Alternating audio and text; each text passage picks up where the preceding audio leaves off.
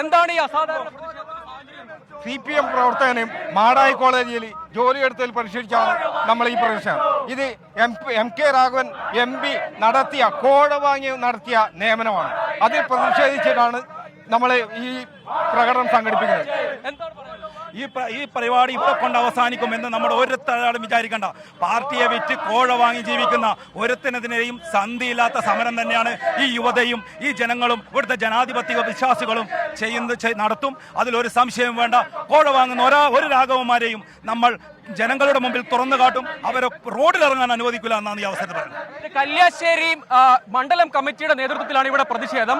കല്യാശ്ശേരി മണ്ഡലം കമ്മിറ്റിയിലും കുഞ്ഞിമംഗലം മണ്ഡലം കമ്മിറ്റിയിലുമുള്ള പ്രവർത്തകർ കൂട്ടത്തോടുകൂടി രാജി ഇതിനകം DCCക്ക് കൈമാറിക്കഴിഞ്ഞു. കണ്ണൂർ കോൺഗ്രസിനെ സംബന്ധിച്ചിടത്തോളം വലിയൊരു വിവാദമായി ഇത് വളരുകയാണ്. വലിയ ഈ നിയമനം നൽകാൻ നീക്കം നടക്കുന്നതിൽ ഒരാൾ അത് MK രാഘവൻ MPയുടെ ബന്ധുവല്ലേ? അതുപോലെ ഈ വിഷയം DCCയുടെ പരിഗണനയിലേക്ക് വന്നിട്ടുണ്ട്. ആ നടപടികൾ തെറ്റാണ് എന്ന വിലയിരുത്തൽ DCC യോഗത്തിലും ഉണ്ടായിട്ടുണ്ട് എന്നാണ് മനസ്സിലാക്കുന്നത്. ഈ പരസ്യ പ്രതിഷേധങ്ങളെ അതിനിടയിലുണ്ടായ സസ്പെൻഷനെയൊക്കെ DCC കാണുന്നത് എങ്ങനെയാണ്? ആ നടപടി പിൻവലിക്കണമെന്ന ആവശ്യവും മുന്നോട്ട് വെച്ചതായാണ് അറിയുന്നത്.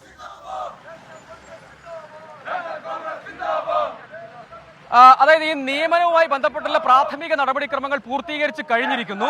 ഒരാൾ MK രാഘവൻ MPയുടെ ബന്ധുവാണ്. മറ്റൊരാൾ, അതായത് മൂന്ന് നിയമനങ്ങളാണ് നടന്നത്. 3 പേർക്കും CPIയുമായാണ് ബന്ധം. ഒരാൾ DYFIയുടെ നേതാവാണ്. MK രാഘവൻ MPയുടെ ബന്ധുവും അക്കൂട്ടത്തിലുണ്ട്. അതായത് ബന്ധു നിയമനവും ഒപ്പം പാർട്ടിയുടെ നിയന്ത്രണത്തിലുള്ള സ്ഥാപനത്തിൽ പാർട്ടി പ്രവർത്തകരെ പരിഗണിക്കാതെ CPIM ബന്ധമുള്ളവർക്ക് കൊടുത്തു. ഇങ്ങനെയുള്ള വാദമാണ് മുന്നോട്ട് വയ്ക്കുന്നത്. അതേസമയം MK രാഘവൻ MPയെ ഇതിനകം DCC തള്ളിയിട്ടുണ്ട്. കാരണം ഈ MK രാഘവൻ MP ചെയർമാനായിരിക്കുന്ന ഭരണസമിതിയിലെ 5 പേരെ ഇതിനകം DCC പുറത്താക്കിയിട്ടുണ്ട്. ഫലത്തിൽ MK രാഘവൻ MPക്ക് എതിരായ നിലപാട് കണ്ണൂർ DCC സ്വീകരിച്ചു എന്നതാണ് ഇതിൽ ശ്രദ്ധേയമായ ഒരു കാര്യം. ഫലത്തിൽ കോൺഗ്രസിനകത്ത് നേതൃതലത്തിലുള്ള ഒരു ഭിന്നത കൂടിയായി ഇത് വളരുകയും ചെയ്യുന്നുണ്ട്.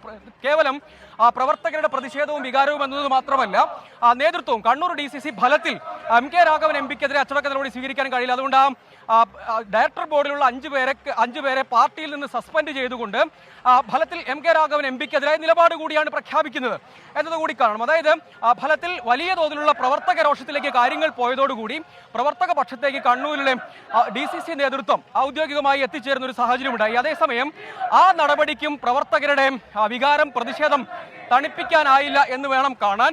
കാരണം പ്രധാനപ്പെട്ട 2 കല്യാശ്ശേരി മണ്ഡലം കമ്മിറ്റിയും കുഞ്ഞിമംഗലം മണ്ഡലം കമ്മിറ്റിയും അടക്കം പ്രദേശത്തെ വിവിധ ബ്ലോക്ക് കമ്മിറ്റികളിലായി 200-ലധികം പ്രവർത്തകർ, പാർട്ടിയുടെ ഔദ്യോഗിക മെമ്പർഷിപ്പിലുള്ള ആളുകൾ രാജി ഇതിനകം വെച്ചു കഴിഞ്ഞു എന്നാണ് ഇതിൽ പ്രധാനപ്പെട്ട കാര്യം. അതിൽ ഭാരവാഹികളടക്കം, ബ്ലോക്ക് ഭാരവാഹികൾ, മണ്ഡലം ഭാരവാഹികൾ അടക്കമുണ്ട്. അവരാണ് MK രാഘവൻ MPക്കെതിരെ അതിരൂക്ഷമായ പ്രതിഷേധമാണ്. കാരണം MK രാഘവൻ ഒറ്റുകാരനായ ആണ് എന്നാണ് മുദ്രാവാക്യം അവർ വിളിക്കുന്നത്.